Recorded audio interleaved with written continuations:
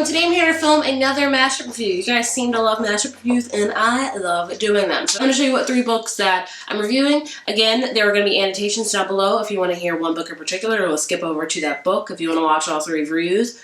Great. If you don't know what my mashup reviews are, I'll just take several books, quickly review them, and all in one video. That way I don't have to film one video for each individual book since I don't have a ton of thoughts on said book. Let's begin. The first book I will be talking about is The Accident Season by Moira Fowley Doyle. Sorry if I pronounced that wrong. The second one is an audiobook I listened to called Why Not Me by Mindy Kaling. And the last book, what I just finished literally last night, is The Distance from Me to You by Moira Gessner. And yeah, let's begin. So first what we're going to talk about is The Accident Season. The book is, I would say it's kind of contemporary. It's more also on the paranormal side. I would say it's definitely paranormal. This is about a girl named Kara, and every October, Kara and her family go through what is called the accident season. Like, that is when they break all the bones, things happen to them, and there's no explanation why. They just know every year to wear a lot of clothes, be very careful walking down steps, just be very, very cautious. And Kara has never really questioned the accident season. She just comes to expect it, as well as her siblings and her mom.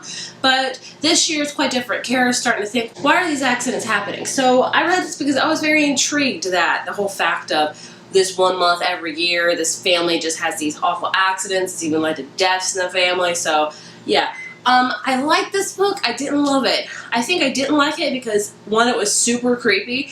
I don't really do well with super creepy books. I try to read one a year just so I can say I've read them because I just don't like scary stuff. That's what it boils down to. It was really beautifully written in this. It had a very elegant way of writing. I loved how it flowed together very effortlessly. And the storyline was good. I really felt like it should have delved more into the accidents, like why they progressed, why it happened. I really felt that was like the latter chunk of the book. At the beginning of the book, Kara notices that there's just one girl in her class that's in every single one of her printed pictures. Like every single one of her pictures, she is in it. And it's either like her arm or her hair, but you know it's her, and she finds that very odd. And of course, when she comes to go find the girl and wants to talk to her, why is she in every picture? She's not there all of a sudden, and you're like, is she a ghost? Is something going on? So this book is very paranormal. Her best friend's like kind of witchy, where she likes a lot of tarot cards and all that kind of stuff. It was just very, very creepy. Very creepy. You have to forgive me. I read this a month ago almost, and I'm filming this, so I'm kind of foggy. I'm kind of hazy on the details. But like I said, it was very creepy. There was this whole party. She's developing kind of feelings for her ex-stepbrother. They're not really related, but she feels for him. And the ending, I like how it ended. I like the twist at the end because I kind of saw it coming, but didn't. I liked it. It was a cool ending. Overall, this book didn't wow me. It wasn't like, wow. Because maybe it was the creepy thing. I think a lot of people have liked this, and I understand why. It's a beautiful book. I love the way it's written, but if you're looking for a very creepy, paranormal type of mystery type of book, definitely check this out. You know, it's well worth, I think it's worth a read, even though it wasn't one of my favorites. I gave it a 3 out of 5, but I still think it's worth the read. The next book is Why Not Me by Mindy Kaling. If you didn't know, this is her second book. Her first one was Why Is Everyone Hanging Out Without Me?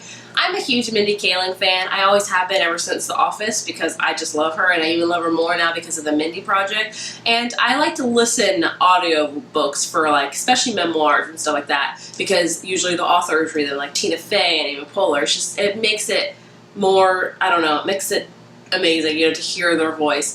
And I listened to her first one. I loved it. I laughed out loud several times. I vividly remember walking in the gym, like, on a treadmill and laughing out loud, having to control myself from laughing for the first one. The second one was really good. The one thing I don't like about it, it was very short. Very short. But then I look at her first book, and that's also very short because I have it in paperback. But it was very short. I wanted more. I wanted a little bit more in depth. But if you're just looking for a fun memoir about her switch to Hulu, her writing her own show, her, you know, being a writer when she first started writing for The Office and starring in it, and there's even this great section that I really like, surprisingly, where she like created an alternate version of herself, like how her life would be if she stayed in New York and she was like this Latin teacher in this really prestigious like Gossip Girl high school, and it was all told in like emo formats, and I really enjoyed that. I was like, this could be an amazing book that I would buy immediately. If you know what I'm talking about, that's awesome, let me know.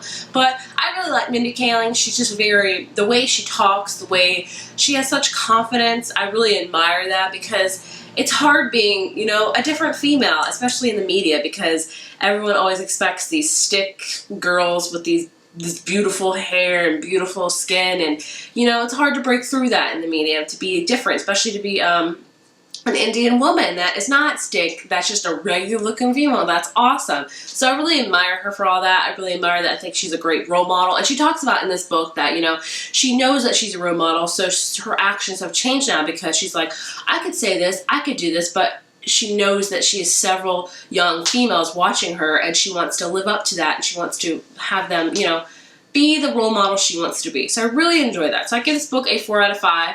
Did I like it better than the first one? It's hard to say, because I read the first one so many years ago. I think they're on the same page. I just wish they were a little bit longer. This one I just finished last night. It's A Distance from Michi by Maria Gessner.